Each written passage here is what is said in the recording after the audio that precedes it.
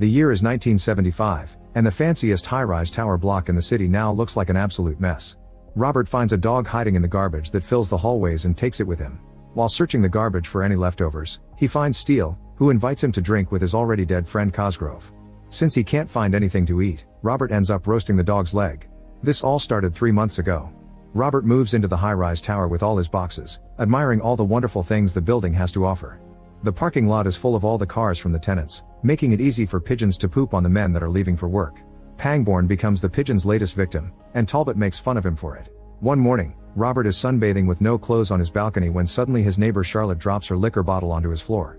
This scares Robert, but Charlotte uses the chance to admire his body and flirt a little as she invites Robert to her party in the evening. Her friend Wilder comes closer to say that he hasn't bought her a birthday gift yet, but Charlotte pushes him away, insisting that he's not her type.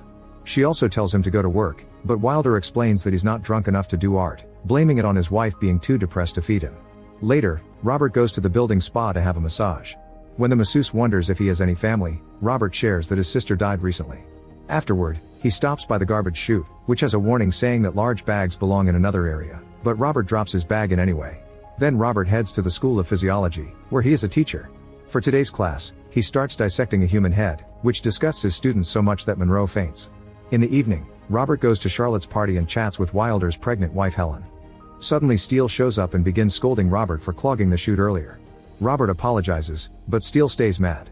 To get him off their backs, Helen points out that Steele's wife is going into the bathroom with Cosgrove, so Steele rushes to intervene.